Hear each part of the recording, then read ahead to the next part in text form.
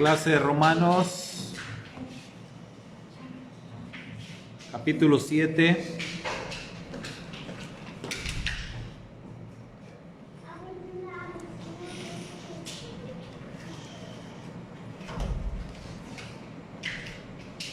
Les voy a pasar unas hojitas.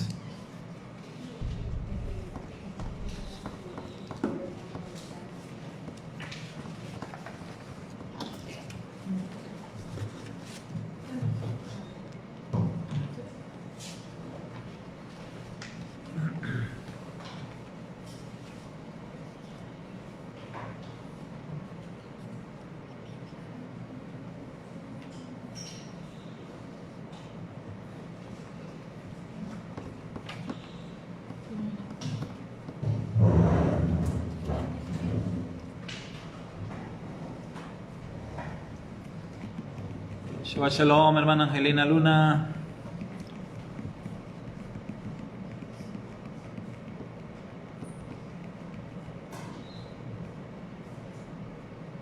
Bien, me decían que por qué no les mandé las preguntas. Bueno, es que hoy no hay preguntas. Shabbat Shalom, hermana Poli.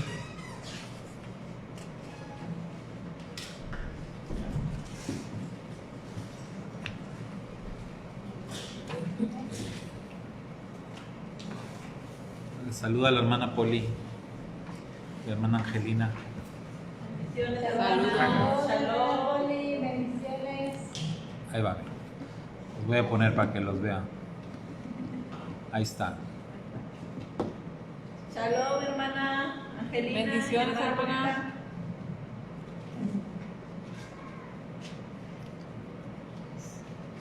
La hermana Asunción no se alcanza a ver. Ahí está. Bendiciones. Verla. Está Bendiciones. Shalom. Allá están otros. Shalom. Elba Hernández, Shalom. Bueno, capítulo 7 de Romanos. ¿Todos tienen hojas? Hoy, bueno, mis hermanos que están allá virtuales no tienen. No les compartí.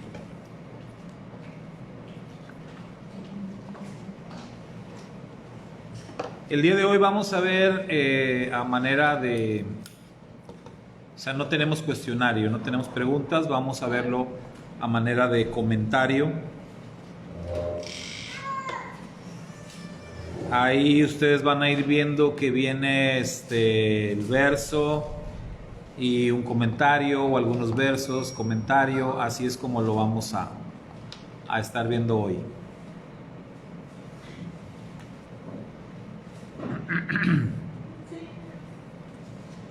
¿Recuerdan el capítulo 6 que vimos hace 2 semanas?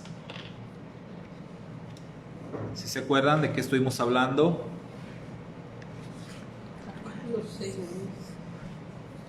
¿Cómo terminó el capítulo 6?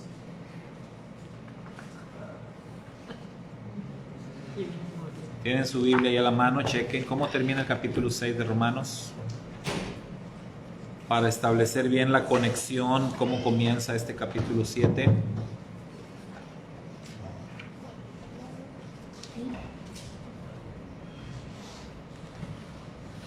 Romanos 6:23. Exactamente. Texto muy conocido. Porque la paga del pecado es muerte, mas la dádiva de Dios es vida eterna. Así es. Bueno, entonces comienza el capítulo 7 diciendo: ¿acaso ignoráis, hermanos? Y luego viene ahí un paréntesis: pues hablo con los que conocen la ley. Entonces, ¿a quiénes llama Rab Shaul? ¿A quiénes llama hermanos? A los que conocen A los jueces fariseos también. De acuerdo a lo que dice aquí, los judíos. Ustedes que conocen la ley. a los que conocen la ley. ¿verdad? El término hermano, bueno, se usa mucho y digamos, los incrédulos, que esto de las etiquetas pues siempre está fuerte, ¿no? Por un lado ellos nos dicen hermanos o nos dicen aleluyas, Shalom. chalones y de otras formas, pero luego nosotros también no cantamos mal las rancheras, ¿verdad? También los etiquetamos como incrédulos, inconversos, paganos, impíos, etcétera, etcétera. Entonces eso de las etiquetas pues está duro a veces. Pero aquí Rab Shaul hace un énfasis como diciendo, me estoy dirigiendo a ustedes, ¿sí? ¿Acaso ignoráis, hermanos? Dice, pues hablo con los que conocen la ley. Entonces, el comentario dice, aquí el apóstol espera que se entienda el mensaje, pues bien dice, hablo con los que saben la ley, con quienes conocen la ley. Porque alguien que no conozca la ley, pues no va a entender esto. ¿Sí? Entonces él está aclarando, si no conoces la ley, no vas a entender el asunto, lo que se está hablando aquí. Dice que la ley se enseñorea del hombre en tanto que éste vive, porque la mujer casada está sujeta por la ley al marido mientras éste vive, pero si el marido muere, ella queda libre de la ley del marido. Entonces una pregunta aquí, ¿cómo fue llamada la casa de Israel por haberse ido con dioses falsos? Adúltera. Vamos a ver aquí de qué otra manera resolvió el Señor este asunto de poder volver a tomar a su pueblo Israel, porque una vez que se emite una carta de divorcio, ya no puede volver a él. Según Deuteronomio 24. Y en Jeremías dice, mas tú vuélvete y te recibiré. ¿Cómo lo logró? ¿Cómo solucionó Dios esa ley que él mismo puso? Se está hablando de la ley en la Torá que prohíbe a un hombre que se ha divorciado de su esposa volver a casarse con ella, sobre todo en el caso de que haya habido adulterio de por medio.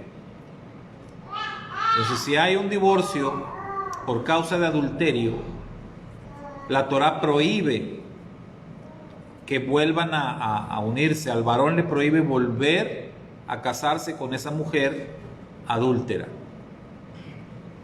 Entonces el asunto aquí es cómo resolvió el Eterno este asunto, este tema, porque el pueblo de Israel, la misma escritura a través de los profetas le llama como una esposa adúltera. O sea, el pueblo de Israel ha engañado al Eterno con dioses falsos. Y el Eterno, a través de el profeta Oseas, dice que extendió una carta de divorcio. El Eterno se divorció de su pueblo. ¿Cómo le hizo, cómo le hace el Eterno para volver a tomar a esta mujer por esposa sin quebrantar la Torá? Ese es el planteamiento que se está haciendo aquí, ¿sí? ¿Cómo resuelve este dilema? Así también vosotros, dice el verso 4, hermanos míos, habéis muerto a la ley mediante el cuerpo de Mashiach, para que seáis de otro, del que resucitó de los muertos, a fin de que llevemos fruto para Dios. A ver, hermana Asunción, ¿nos puede leer el siguiente párrafo? Sí, dice, Israel ya no es considerado adúltero porque el esposo ya se murió. Dios se representó a sí mismo en el papel de esposo en Mashiach.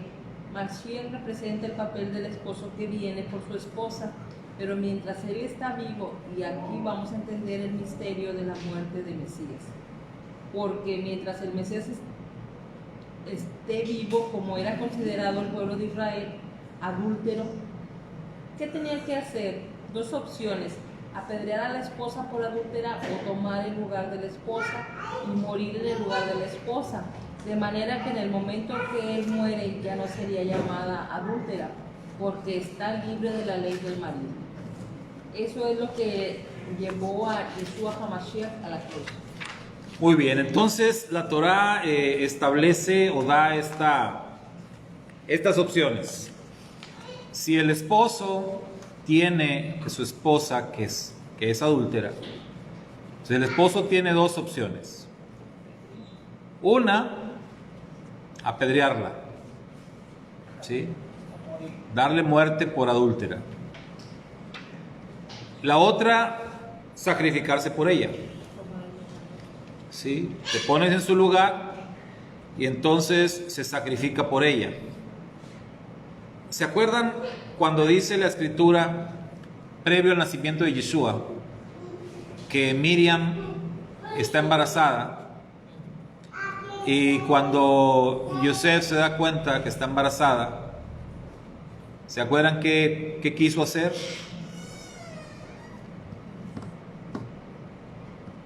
¿Qué quiso hacer? ¿Mande? Dejarla ahí. Así es. Entonces él se iba a sacrificar, de alguna manera, ¿verdad? Él se iba a sacrificar. Dice la escritura, como él era justo y no quería infamarla, entonces quiso dejarla secretamente. Entonces él se iba a sacrificar, la amaba. Él está pensando que ella lo engañó, que está embarazada de otro, y entonces él planea hacer esto, pero recibe revelación y se le dice que no la deje, que se case con ella, y se le explica lo que está pasando con ese niño. Entonces la Torá establece estas dos opciones. El esposo puede bien denunciar a la adúltera y asesinarla, ¿verdad? Matarla, castigarla, o tomar su lugar, sacrificarse por ella. Estas son las opciones. Bien, seguimos leyendo. Dice, hay una ley en el libro de Números que nos habla del esposo celoso. Así se conoce como la ley del marido celoso. ¿Quién se acuerda de esa ley? ¿Sergio? ¿Qué dice? Que cuando el marido empieza a tener celos, ese espíritu de celos, ¿Ah? que puede ir a preguntar al sacerdote y que le hagan una prueba a ver si él está engañando a la mujer. Y creo que en un trapo. Le daban un cuerno. Sí, que lo daban Como un té. Ajá. Y luego escribían las palabras del Eterno ahí, y eso era lo que determinaba.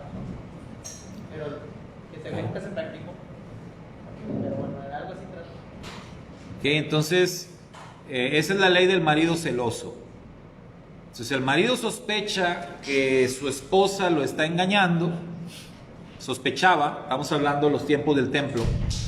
Si sospechaba que la esposa lo estaba engañando, denunciaba el asunto con el sacerdote. Entonces el sacerdote le decía, trae a tu esposa y vamos a darle era como el suero de la verdad, ¿no?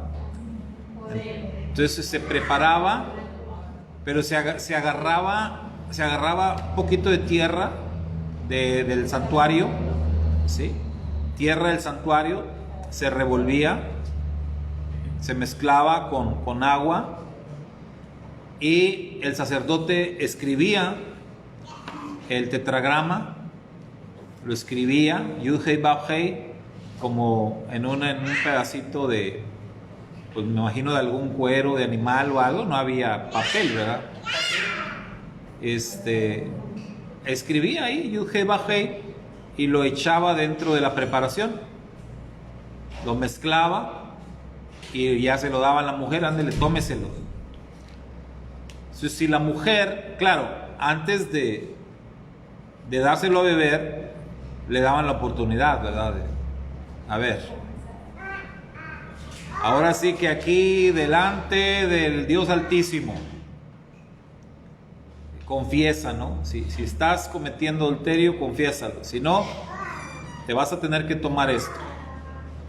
Si ella decía que no, o sea, que no había cometido adulterio, y resultaba que sí, al momento de beber esa poción, como el nombre sagrado estaba ahí escrito, es como que el nombre, o como si el Eterno mismo entraba en ella, en sus entrañas, y si estaba mintiendo, entonces literal se iba a reventar por dentro. ¿Sí? Era como que le iban a explotar las entrañas, iba a morir. Pero si estaba diciendo la verdad, entonces ella iba a dar mucho fruto. O sea, el nombre sagrado, el efecto que iba a causar en ella era que iba a tener muchos hijos. Y esa era la ley del marido celoso. Y así es como funcionaba. Y aquí viene la explicación en las hojas que les dimos. Aquí viene la explicación de todo esto. Y después de la explicación, dice que esta es una ley bastante extraña, ¿verdad? Porque sí es un poco raro todo esto, a menos de que conectemos esta ley con Yeshua. Si la conectamos con Yeshua, entonces ya toma un poquito más de sentido lo que dice esta ley. La pregunta aquí es: ¿por quién está muriendo Yeshua? ¿Por quién está muriendo? A ver, recordemos qué significa el nombre de Yeshua. Salvación. Que vamos a hacer aquí un ejercicio. ¿Tenemos plumón? A ver, aquí un alumno de los que están estudiando hebreo nos va a ayudar. Vamos a escribir en el pizarrón el nombre vamos a escribir el nombre de Oseas ahí primero en hebreo.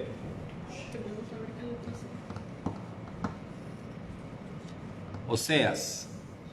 Porque recuerden ustedes esto del nombre. El tema con el nombre empieza en la Torá con el asistente de Moshe, ¿sí? Aquel que era el asistente de Moisés. Aquí está. Es tú mismo. Bueno, ahorita te van a decir las letras y las vas a escribir. Sergio. Es una G. Het. Ah, sí. Hey o het. No, G. Hey. G. Hey. G. Hey. Una BAF haciendo fusión de O. Una SHIP. Y una ALLI. Allí. Es un examen para Sergio. Allí. Una Ain.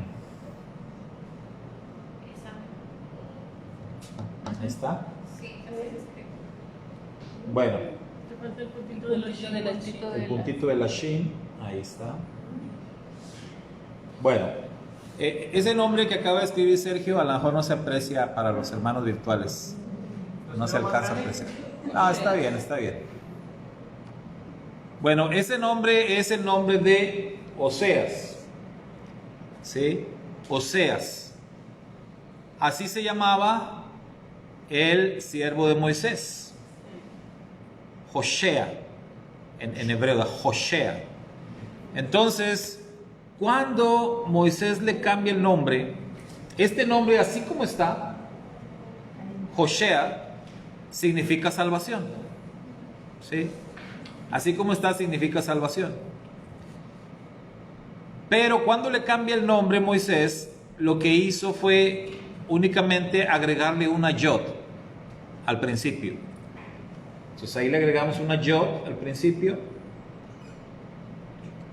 Y entonces ya no dice Joshea. Ahora dice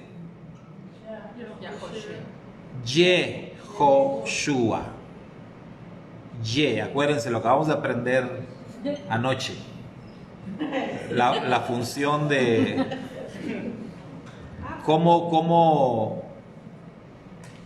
lo que aprendimos anoche sobre la letra Yod. ahí es Ye. Ye. Yehoshua. ¿Sí? Entonces ahí cambió de Joshea, cambió a Yehoshua. ¿Sí? Pero lo que significa salvación es el nombre de Joshea. Al agregarle la yud, ahora dice, sí, la salvación es del Eterno, o el Eterno es mi Salvador, o la salvación viene del Eterno, como dice el salmista, ¿verdad? La salvación es del Eterno, o también literal, ¿verdad? Yahweh salva. Entonces, al agregar la yud, un día quizás podamos estudiar el tema de la letra yod, porque esto del alefato, hermanos, ahorita apenas estamos aprendiéndonos las letras, ¿no? Pero ¿Cómo se traban los simbolismos? sí, es el simbolismo. La yod es la mamá de todas.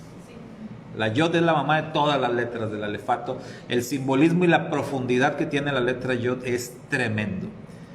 O sea, aquí simplemente con la pura, añadir la letra yod cambia todo el sentido, el significado del nombre. Entonces, esto para recordar, para pensar en lo que está ocurriendo con Yeshua. ¿Sí? Entonces, ver de dónde viene el nombre de su majestad. Gracias, Sergio, ya te puedes sentar. ¿De dónde viene el nombre de su majestad Yeshua? Entonces viene de Joshea, que le cambian el nombre y que ahora es Yehoshua. ¿Sí? Entonces es lo que explica aquí. Entonces, el nombre Yeshua, dice, tiene la misma raíz del profeta Oseas. ¿Y qué tiene de particular Oseas? El libro del profeta Oseas. Se casa con una prostituta. Su esposa. Así es, ¿verdad? Oseas se casó con una prostituta, con una mujer que lo engañó hasta que se cansó. Y cada vez que lo engañaba, Oseas la redimía y la redimía y la redimía, la perdonaba. Entonces, igual, ¿verdad? ¿Cómo es que este libro de Oseas está ahí en el Tanaj? Si está de alguna manera contradiciendo la Torah. Pero recordemos que Oseas hacía eso porque el Eterno se lo ordenaba. El Eterno le dijo, cásate con esta. Y el Eterno era el que le decía, redímela. Redímela otra vez. Redímela otra vez. Y entonces Oseas estaba obedeciendo. ¿Y cómo se llamaba la esposa de Oseas? Gomer. Sí. Entonces veamos esto, ¿no? Que dice aquí, Oseas amó de una manera sobrenatural a su esposa infiel. Su nombre significa salvación. De hecho, cuando Yeshua entró al templo o entró a Jerusalén montado en un burrito, la gente le decía Hoshana, que en hebreo quiere decir salva ahora. En otras palabras, a Yeshua le están gritando el mismo nombre del profeta Oseas. O sea, es muy parecido. Ya dijimos que es Joshea y a él le están gritando Hoshana. Hoshana. Es casi igual el nombre del profeta, que la palabra hebrea salva ahora. Entonces, Yeshua viene montado en un burrito. Entonces dice aquí, prepárate para atar todos los cabos. ¿Qué tiene que hacer un cordero montado en un burro, gritándole Hosana? ¿Y qué tiene que ver con la ley del esposo celoso del libro de Números, que si era culpable le explotaba el vientre? ¿Cómo vamos a enlazar todos estos textos de la Escritura?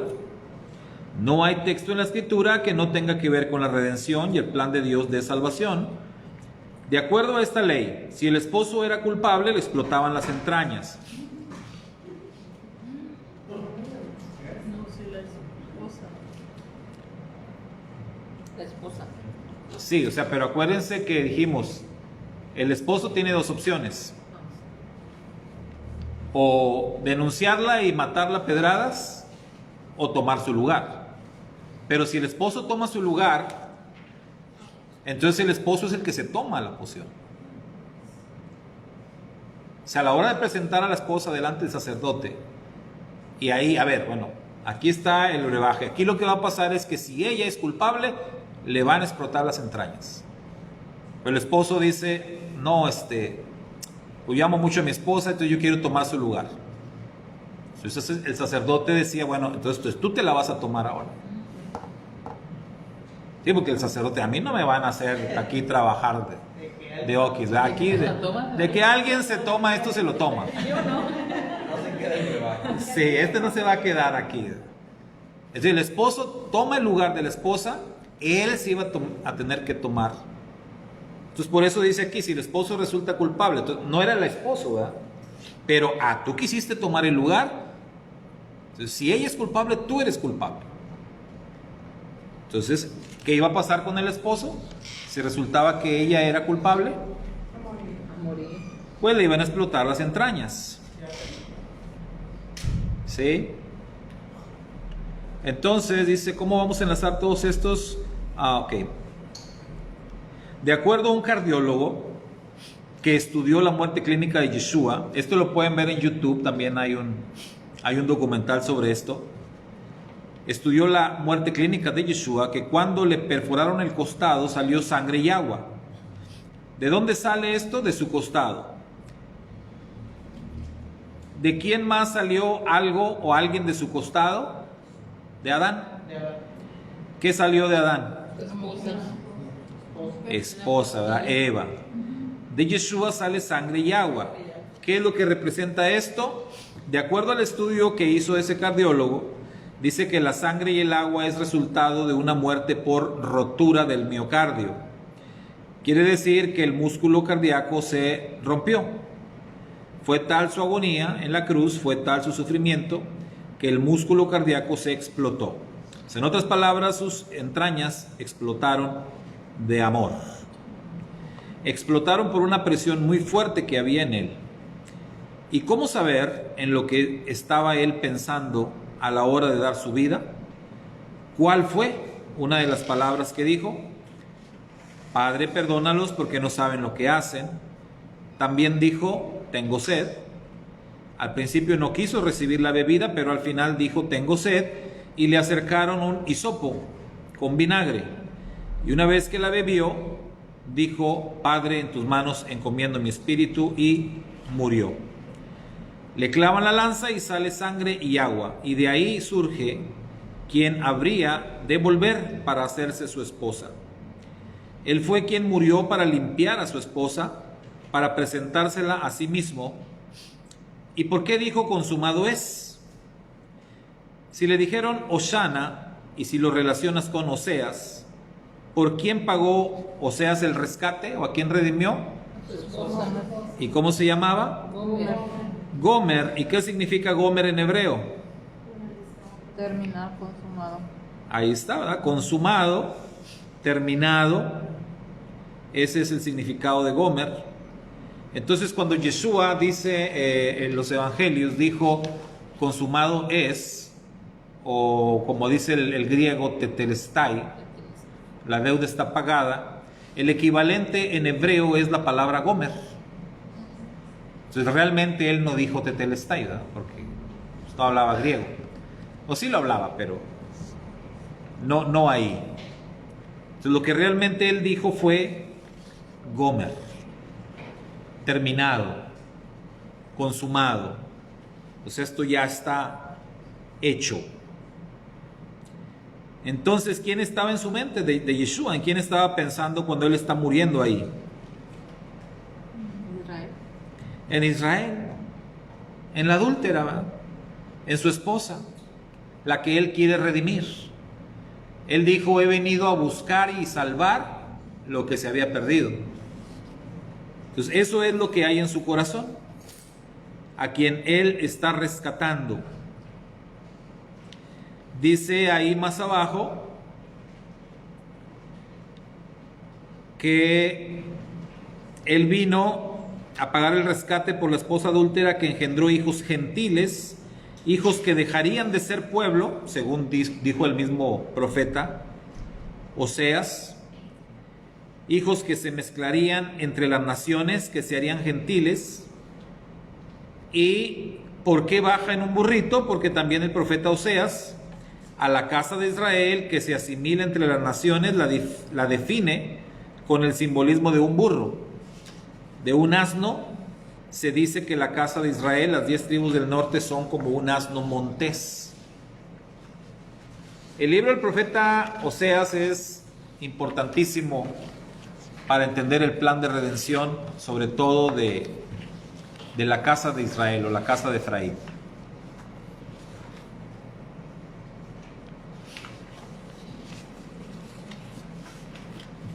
Oseas describe a Israel entonces como un asno salvaje, como un asno montés, como un asno en celo, símbolo de la lujuria espiritual que el pueblo de Israel tenía por los dioses falsos.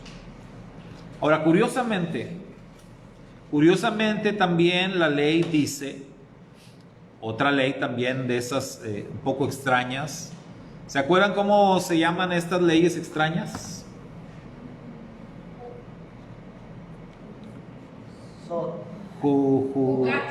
Jucat, ¿sí? Jucat o Jukim también.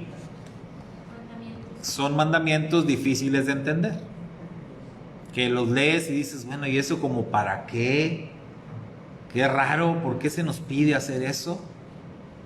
Bueno, otra ley un poquito así extraña dice que al primogénito del asno redimirás, o sea, rescatarás. O sea que si tenías un burrito y lo querías utilizar para trabajar, no podías utilizarlo porque no puedes presentar un burro en el templo, porque es un animal no puro, es un animal impuro. En lugar del primogénito del burro tenías que presentar un cordero, y si no presentabas el cordero, dice la Torá, le romperás la cerviz, el cuello. ¿Qué está tratando de enseñar el Señor ahí? Si ya dijimos que en Oseas a la casa de Israel, o sea, las 10 tribus perdidas, se les representa como un burro, como un asno, y también Dios le dice a Efraín que son su primogénito, quiere decir que la casa de Israel es como un burro, pero que si se necesita para el trabajo, si se quiere utilizar el primogénito del burro, la única manera de utilizarlo es redimiéndolo con un cordero. De manera que al bajar Yeshua en un burro, ahora sí, trata de atar todos los cabos. El cordero de Dios encima de un burro, no apto para trabajar a menos que sea redimido por un cordero. ¿Por quién está muriendo entonces Yeshua? Lo confirma de muchas maneras, ¿no? Pero ahí el burrito es una figura también. Es un simbolismo de la casa de Efraín, de las ovejas perdidas de la casa de Israel, que se perdieron entre las naciones, ¿sí? Que se dispersaron entre las naciones, de las que el Eterno dijo, le doy carta de divorcio. Pero Dios, que es grande y rico en misericordia, por el gran amor con que les amó, en el mismo lugar, dice el profeta, donde se les dijo, ustedes no son mi pueblo, ustedes son lo Ruhama, no son compadecidos. En ese mismo lugar se les dirá, ustedes son los hijos del Dios viviente, porque el Cordero pagó el rescate por su primogénito. Entonces, visto de una forma literal, ese tipo de leyes eran como que un poquito incomprensibles. Como ¿por qué voy a querer redimir a un asno? ¿Y por qué voy a sacrificar un cordero para redimir a un asno? Pero cuando consideramos el simbolismo y entendemos que ese asno representa a la casa de Efraín y que el cordero representa a Yeshua, entonces todo cobra sentido.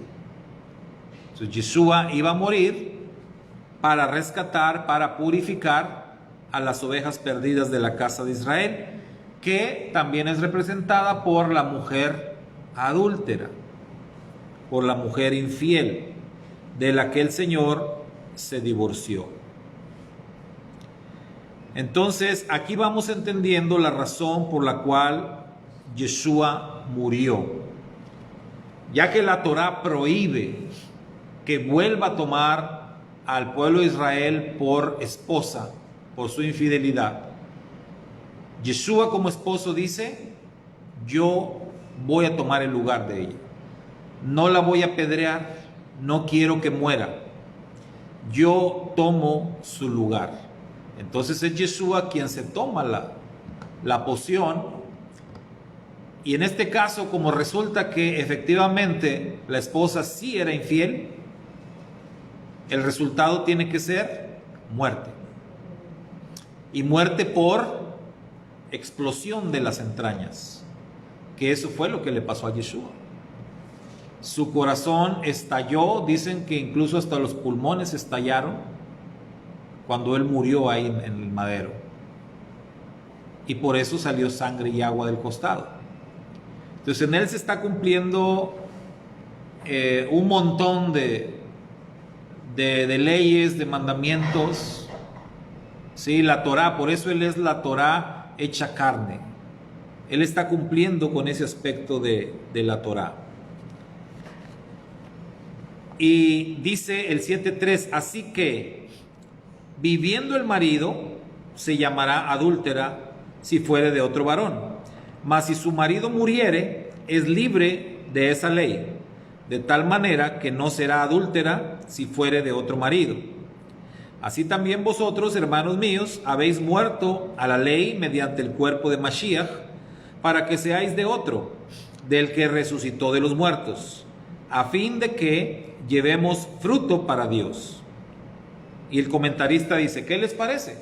Es un nuevo hombre.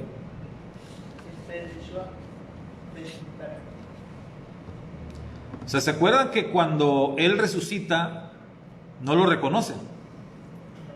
O sea, hay testimonio de que quienes convivieron con él no lo reconocían. María Magdalena, muy cercana a Yeshua, tiene un diálogo incluso con él, pero no lo reconoce.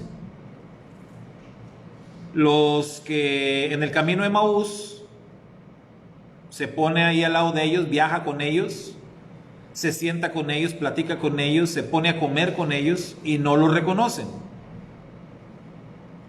Cuando aparece a los discípulos que están allá encerrados en una casa y les dice: Shalom Alejem, paz a vosotros, ellos tampoco le reconocen. O sea, creen que es un fantasma. Y él les dice: no soy ningún fantasma, soy yo, mírenme, tóquenme, es más. No lo reconocen. ¿Qué quiere decir? Que hay un cambio entre aquel que murió y el que resucitó. Hay un cambio, y es un cambio importante. O sea, es el mismo Yeshua, pero su apariencia es diferente. Hay un cambio, como dice aquí. ¿Qué les parece? Es un nuevo hombre. Porque mientras estábamos en la carne, las pasiones pecaminosas que eran por la ley, es decir, la inclinación hacia el mal, es estimulado por la ley. Nuestra inclinación nos lleva a desear lo prohibido. ¿Qué es lo que a alguien le lleva a pecar? ¿Qué es lo atractivo del pecado? Que está prohibido. Los seres humanos que tenemos esta inclinación al mal, nos dicen que algo está prohibido y pues es como si nos dijeran: hazlo, ¿eh? Como los niños, no hagas esto y lo hacen. Sí, pues mejor no les digas. Ya ven a Adán. ¿Qué pasó con Adán? Lo único que le dijeron que no hiciera, y ahí va, eso hizo. Eso hizo. Por eso dice aquí Rab Shaul que la Torá estimula la inclinación al mal. Porque lo que la Torá te prohíbe, eso es lo que quieres hacer. ¿Sí? Inmediatamente. Dice, obraban en nuestros miembros llevando fruto para muerte. Solo se puede recibir el castigo en vida, porque la paga del pecado es muerte. De manera que con la muerte de Yeshua, tu maldad y tu pecado ya están castigados. Todo lo que tú hiciste en su contra ya no es considerado, está saldada la cuenta. Aquí viene algo que es clave, que es lo que te va a hacer que quieras obedecer y digas, ¿por qué ahora ya no quiero seguir pecando? Aquí está la clave. Romanos 7:6. Pero ahora estamos libres de la ley por haber muerto para aquella en que estábamos sujetos, de modo que sirvamos bajo el régimen nuevo del Espíritu y no bajo el régimen viejo de la letra. Atención con esto, porque recuerde que lo que está diciendo Rab Shaul de pronto algunos lo toman de manera confusa. Porque los mandamientos escritos me mataron, pero una vez que pone a su hijo como representante de él, como esposo, y muere en mi lugar, ¿qué me motiva? ¿La letra? No. No lo hago porque la letra lo dice. Lo hago, lo obedezco porque ahora en mi espíritu estoy muy agradecido por lo que hizo por mí. La gratitud de saber que me amó con amor eterno y me prolongó su misericordia, esa gratitud es lo que hace que de corazón, en la parte espiritual, en la parte más íntima de nosotros, queramos servirle. ¿Qué dice la mujer de Oseas cuando la encuentra abandonada? Sus amantes la abandonaron y al final la están vendiendo en un mercado de esclavos y él la compra. ¿En qué momento ella se enamora? Cuando dice, mejor me fuera con él que con todos mis amantes. ¿Se han leído el libro de Oseas? Ahí está. Cuando lees el libro de Oseas con la perspectiva correcta de lo que está hablando y cuando entiendes que tú eres Gomer y que Oseas es el Redentor Yeshua, entonces puedes entender mejor todo el tema de lo que habla el profeta Oseas. Y puedes entender mejor la historia de amor eterno de la que habla la Escritura. Porque todo el tema en la Biblia es este, ¿no? El tema del matrimonio, el tema de la pareja, el tema de Yeshua y de Israel. ¿Qué diremos pues? Continúa Romanos 7:7. La ley es pecado, o sea, por lo que acaba de decir. O sea, como dijimos que la ley estimula la inclinación al mal, cuando la ley te dice no hagas esto o no hagas aquello, y eso es lo que quieres hacer, entonces pregunta, ¿por esa razón la ley es pecado? ¿Qué contesta? En ninguna manera. ¿Sí? En ninguna manera. Pero aclara, pero yo no conocí el pecado sino por la ley, porque tampoco conociera la codicia si la ley no dijera no codiciarás. Mas el pecado, tomando ocasión por el mandamiento, produjo en mí toda codicia, porque sin la ley el pecado está muerto. Y yo, sin la ley, vivía en un tiempo, pero venido el mandamiento, el pecado revivió y yo morí. Y hallé que el mismo mandamiento que era para vida, a mí me resultó para muerte. Porque el pecado, tomando ocasión por el mandamiento, me engañó y por él me mató. De manera que la ley, a la verdad, es santa, y el mandamiento santo, justo y bueno. Luego, lo que es bueno vino a ser muerte para mí, otra vez, en ninguna manera, sino que el pecado, para mostrarse pecado, produjo en mí la muerte por medio de lo que es bueno, a fin de que por el mandamiento el pecado llegase a ser sobremanera pecaminoso. ¿Se entiende esto? Está difícil. Último y Mucho trabalenguas, pero se puede. Es como un trabalenguas, ¿no? Es como un trabalenguas y es difícil. Sí, nos quedamos así como que, bueno, a ver, ya no entendí. Entonces, ¿qué era bueno y qué era malo? ¿Y cómo es que lo bueno produce algo malo? Entonces, ¿lo bueno es malo? No, no es mal, pero entonces, ¿por qué produce algo malo? Y nos quedamos así como... Por eso, los escritos de Rab Shaul son complicados. ¿Sí? Son complicados la manera en que lo está expresando, pero él se está esforzando porque entendamos. Por eso dijo al principio, esto está escrito para los que conocen la ley. Se imaginen, porque alguien que no conoce la ley, no, pues menos va a entender nada de esto. Dice, estoy hablando a los que conocen la ley, que saben de la Torá, que saben de los mandamientos y que me van a entender. Y bueno, no sabemos tanto, por eso batallamos para entender lo que está diciendo. En otras palabras, dice, la ley me sirve como contraste. No hay manera de darnos cuenta de las imperfecciones si no fuera por la ley. Solo así nos muestra el contraste de lo que nosotros somos. ¿Y qué contraste? Leamos. Verso 14. Porque sabemos que la ley es espiritual. Fíjense bien, la ley es espiritual, mas yo soy carnal, vendido al pecado. La ley me muestra el estándar de Dios, la grandeza de la justicia divina, pero a mí me muestra que hay una inclinación hacia el mal, porque lo que hago no lo entiendo, pues no hago lo que quiero, sino lo que aborrezco, eso hago. O sea, en mí está la inclinación hacia el mal. Nacemos en un estado de inocencia, pero poco a poco se va perdiendo.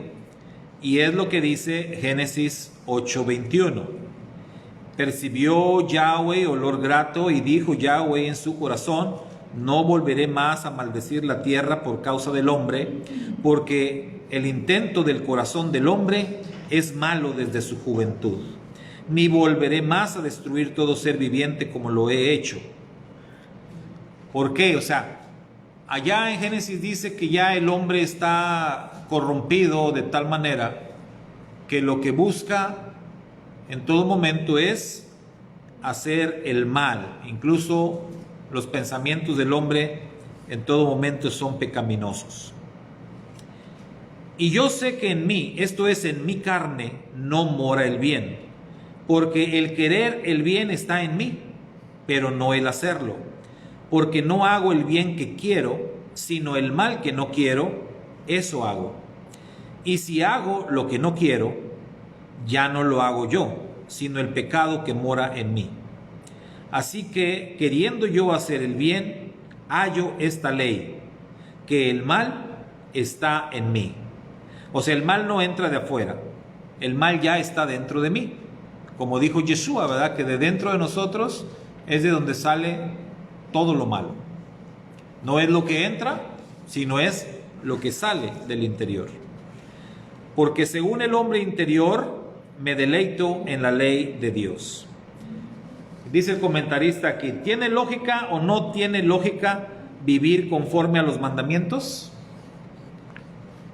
¿Tiene lógica o no? Sí. Vamos a ver. Confía en un solo Dios. No busques satisfacción en cosas que no vienen de Él. No tomes su nombre en vano. No te hagas figuras. No te hagas estatuas que ni siquiera se pueden colgar solas.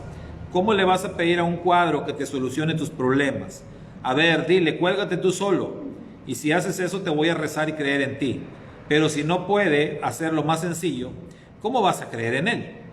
¿Tiene lógica el que hagas en 6 días toda tu obra y un día se lo dediques a tu Creador? Un día ven y estudia, conoce su palabra. ¿Tú crees que le haría esto daño a alguien? ¿Tiene lógica vivir sin matar, sin robar, sin desear lo ajeno? ¿Tiene lógica o no? Sí. Sí, bastante. Entonces el asunto que está planteando acá Rav Shaul es difícil de comprender, pero lo hemos entendido bajo el tema de las dos naturalezas y esta confrontación que hay en toda persona que ha recibido el Espíritu del Eterno. Cuando tú estás sin Dios y sin esperanza, ajeno a los pactos, etc., decíamos que nos regodeamos en el pecado, disfrutamos el pecado, ¿sí? Hacemos lo malo y lo hacemos con placer. No nos sentimos mal ni siquiera tantito.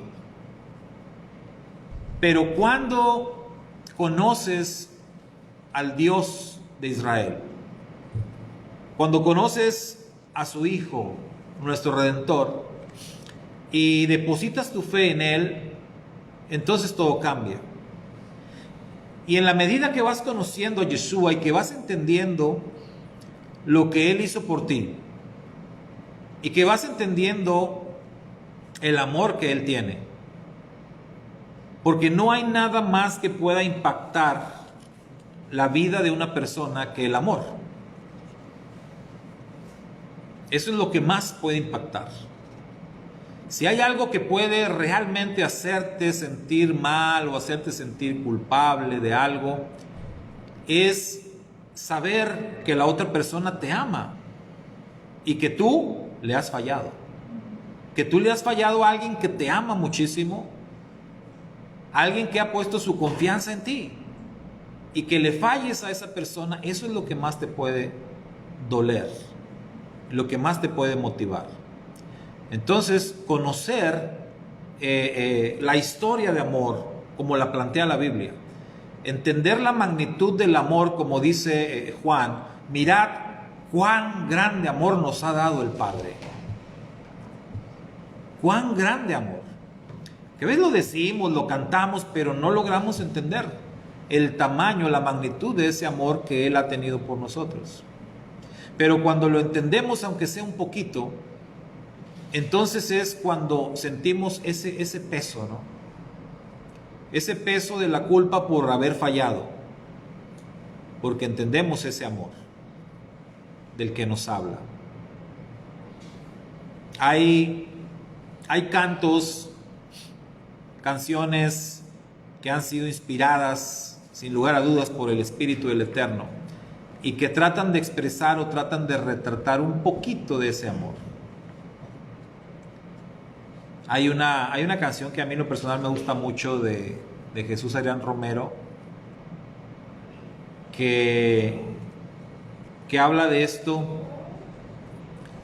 y que habla de la persona de Yeshua y que dice: me recibió un hombre incomparable, y que dice: puso a mis espaldas un manto de perdón y me alimentó del árbol de la vida. Entonces, expresa de una manera poética, ¿no? Y lo lleva a un lugar, ¿verdad?, maravilloso, y le dice: todo lo que miras aquí es tuyo, yo te lo doy, con mi sangre lo compré, dice. Y dice en esa parte de la canción, dice: hasta entonces pude ver las heridas en sus manos y en sus pies que por mí sufrió. Entonces retrata de una manera bien preciosa, ¿no?, ese amor.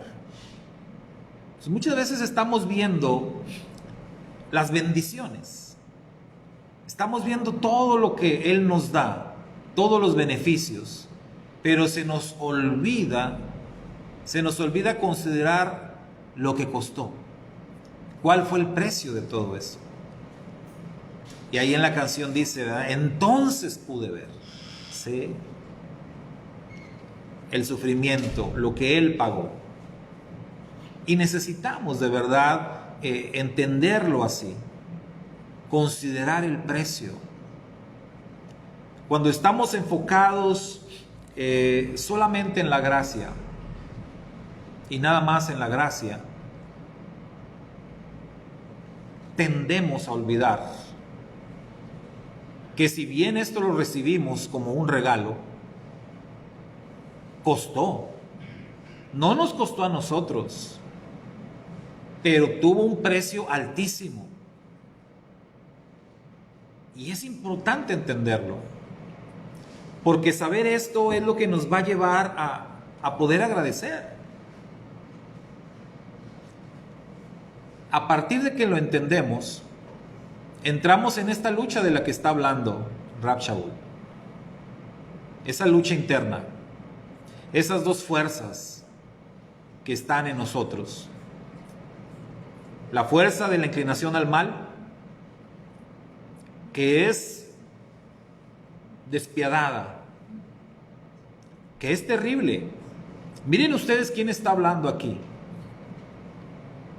Este es uno de los hombres, vaya, este hombre fue llevado al tercer cielo. Este hombre fue, cuando se pone uno a pensar en la grandeza, vamos a decirlo así, de Rab Shaul. O sea, él fue un hombre por el cual Yeshua ya había completado su obra en la tierra. Murió, resucitó, se apareció por 40 días a los discípulos y después los juntó en el Monte de los Olivos, se despidió de ellos y se fue. Regresó al cielo, se sentó a la derecha del Padre en su trono. Esteban lo mira ahí. Pero después de que Yeshua está allá, se levanta del trono y viene exclusivamente a tener un encuentro con Rab Shaul.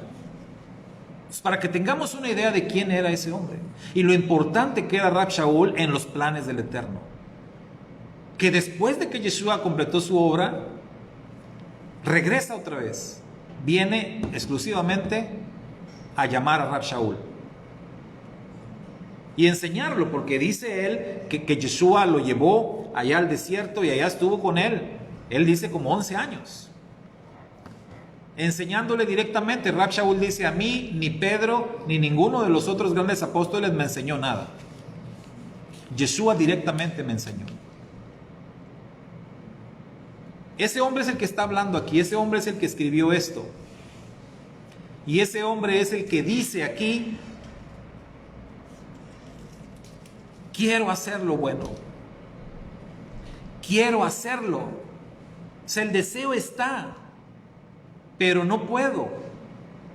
Me gana la carne. Cuando más quiero hacer lo bueno, ahí voy a equivocarme y hacer lo malo otra vez. ¿Se dan cuenta? Ese es Rab Shaul. Así se sentía él, así le pasó. ¿Qué hay de nosotros? ¿Dónde quedamos? ¿Seremos mejores?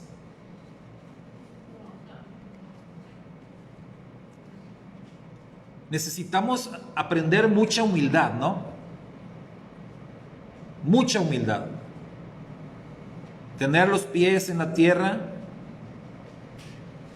y tomar ejemplo de aquel personaje a quien Yeshua exaltó, aquel publicano que está en el santuario diciendo: ten misericordia de mí porque soy pecador. Esa es la actitud. No tenemos otra. Ante la presencia del Eterno, lo que nos queda es: ten misericordia de mí. Soy pecador. Y alabarle, y alabarle, y alabarle, y darle gracias porque no nos ha consumido. Como dice la Escritura, porque no nos has pagado conforme a nuestro pecado. Gracias, Señor. Porque lo que merezco es castigo. Pero Él tomó mi castigo. ¿Sí? Él murió por nosotros. Pero este es Rab Shaul, hablando de esto. Y él está expresando aquí que la manera que tenemos de batallar nosotros, que la herramienta que tenemos para librar estas batallas es la Torah, son los mandamientos. Por eso es que tiene sentido el que guardemos los mandamientos, porque es lo que nos va a ayudar a pelear y a ganar las más batallas que podamos. sabemos que también vamos a perder batallas. La guerra ya está ganada. Eso sí, Yeshua la ganó. Pero nosotros tenemos una batalla diaria que pelear. Por la inclinación al mal. Por la sencilla razón de que Él no nos ha quitado la inclinación al mal. Sigue en nosotros. Vimos en capítulos anteriores que lo que desapareció de nosotros es el dominio del pecado. O sea, el pecado ya no nos domina. El pecado ya no nos domina. Una persona la cual ya fue liberada, y mire, han pasado casos así. Han pasado casos en donde una persona es liberada por el poder de su majestad Yeshua. Es libre de una vida de esclavitud, de vicios, de muchas cosas. Y esa persona permanece libre por mucho tiempo, puede ser por muchos años. Y si después de mucho esa persona lo vuelves a ver otra vez esclavizado al pecado, es porque él mismo entregó, ¿sí? O sea, el Eterno ya te quitó el yugo de la esclavitud. Pero si tú solito te lo quieres volver a poner, es tu decisión. Eso es lo que expresa Rab Shaul también en otra de sus cartas, ¿no? Cuando le escribe a los Gálatas. Y les dice, oh Gálatas insensatos. Que puede ser otra palabra mucho más fuerte. ¿Cómo es posible? Está sorprendido. ¿Cómo es posible que ustedes, habiendo sido libres, otra vez se vuelvan a someter a la esclavitud? Eso sí que es difícil de entender. Solamente alguien que no le ha amanecido, que no ha entendido la magnitud del sacrificio que hizo Yeshua, puede volver a enredarse en las mismas situaciones pecaminosas de antaño. En el lenguaje que utiliza el escritor a los Hebreos, que nosotros lo vamos a tomar como Rab Shaul también, allá dice que una persona que tenga como inmunda la sangre del pacto, esa persona ya no tiene pues una esperanza. O sea, ¿qué se puede hacer por alguien así? Por alguien que pisotee la sangre del Hijo de Dios.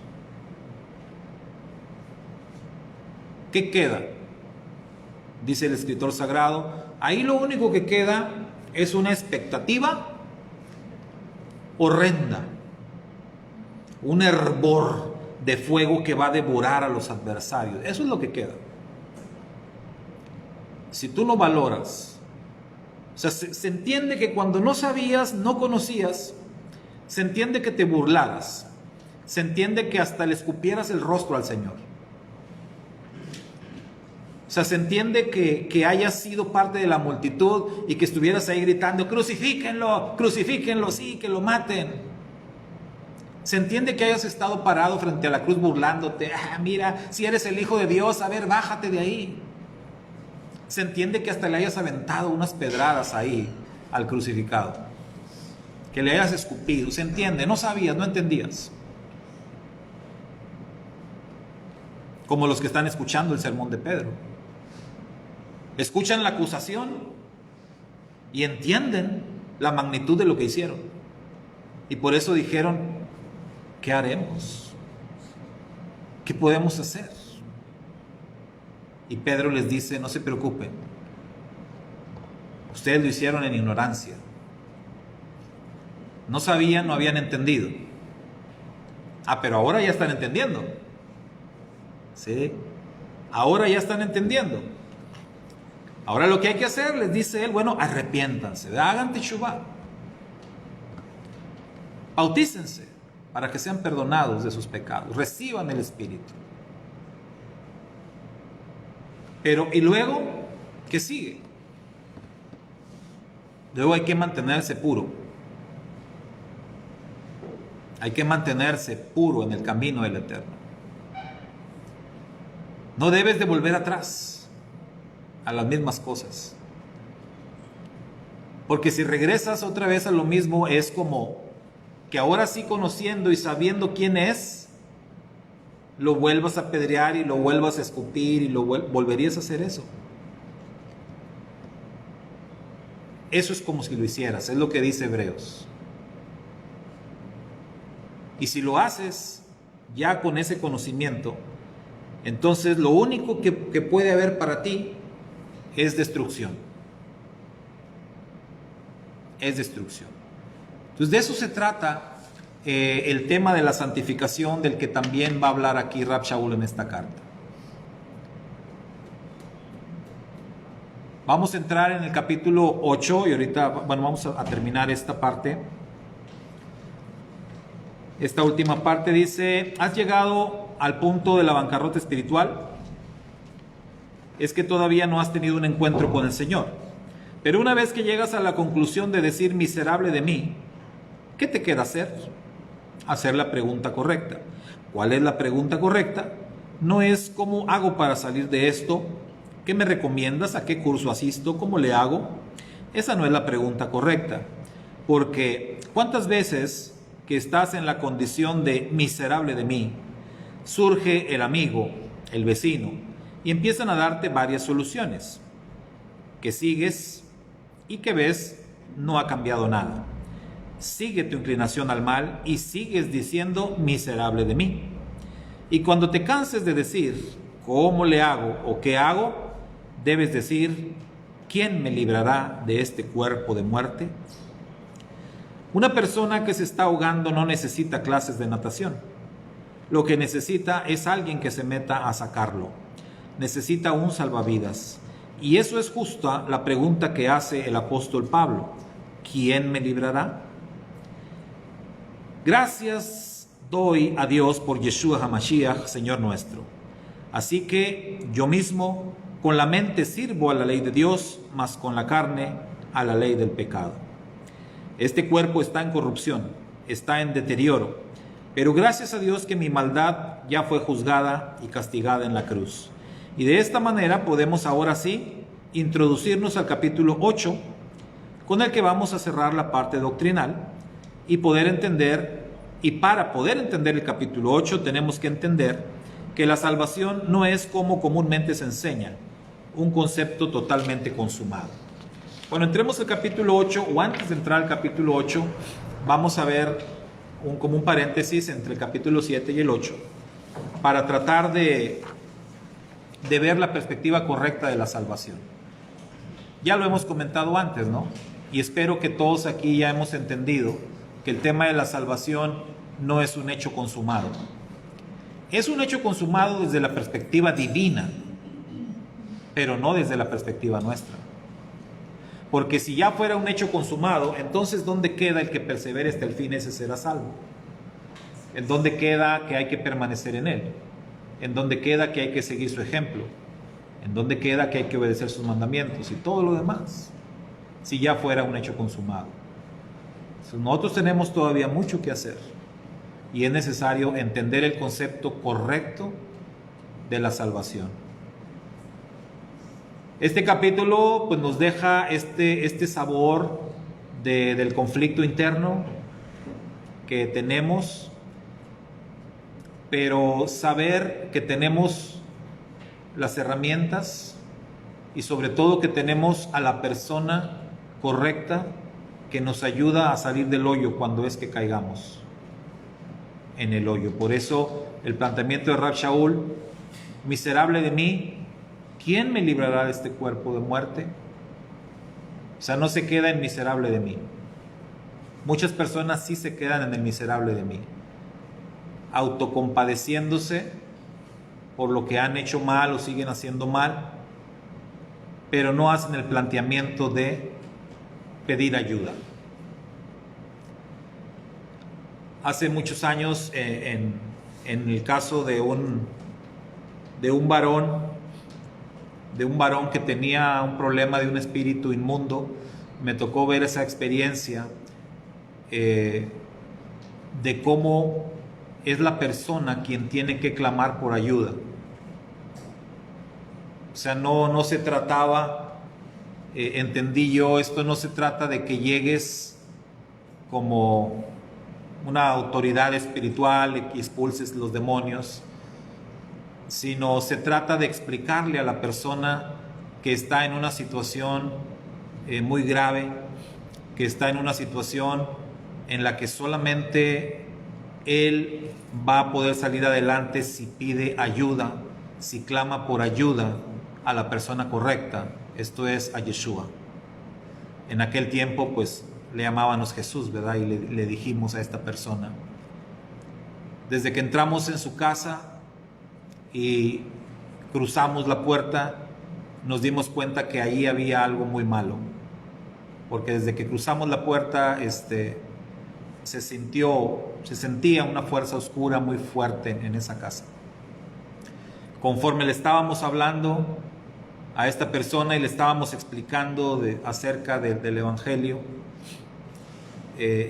se iba llenando el ambiente más y más de estrés, de carga espiritual, y llegado el momento se le dijo: tienes que pedirle al Señor que te ayude, tienes que pedirle al Señor, que solamente el Señor te puede ayudar.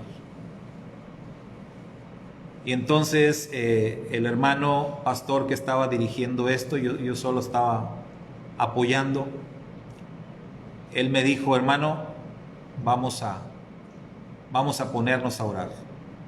Y fue como: esto se va a poner feo aquí, vamos a ponernos a orar y que sea lo que Dios quiera.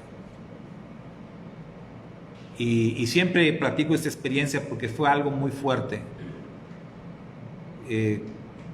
Cuando cerré los ojos, y de ahí aprendí algo. Aprendí que en este tipo de experiencias mejor no cierres los ojos, porque entras como que a otro terreno. Aprendí la experiencia, y después que he tenido otras experiencias similares, ya no volví a cerrar los ojos. Si voy a enfrentarme a un demonio, no cierro los ojos, mejor lo veo de frente, porque cierras los ojos y después ya no los puedes abrir y te metes a un terreno más peligroso. Pero bueno, ahí cerré los ojos, me puse a orar, tuve que arrodillarme después porque cerré los ojos y sentí literal cómo las tinieblas me envolvieron y se llenó una pesadez ese lugar, y caí ahí de rodillas y empecé a orar como nunca había orado antes. Estaba muy fuerte la pesadez.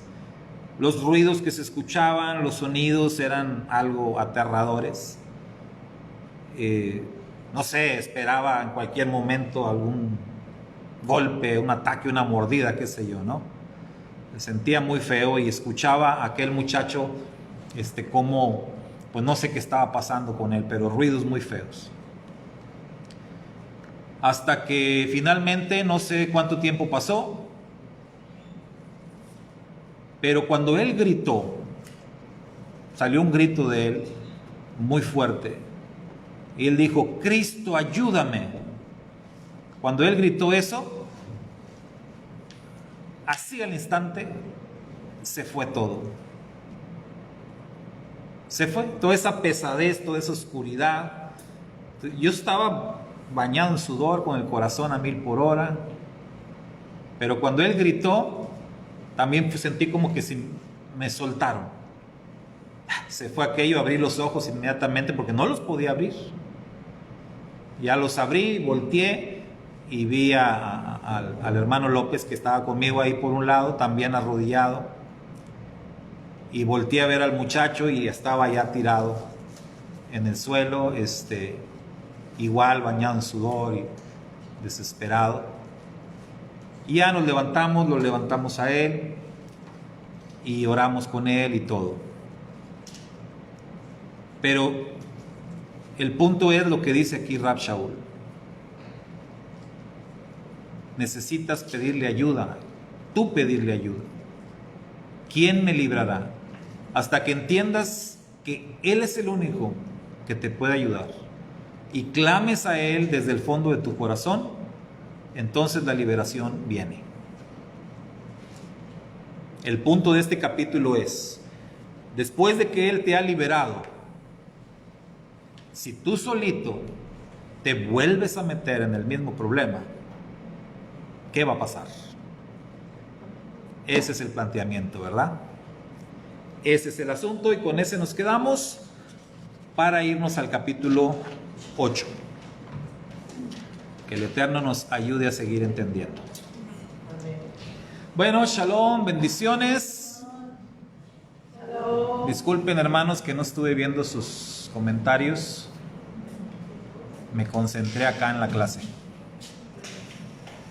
Pero gracias por sus comentarios. Shalom, shalom, bendiciones. Nos despedimos. No se vayan mucho porque ahorita viene Karen con la clase de salmos.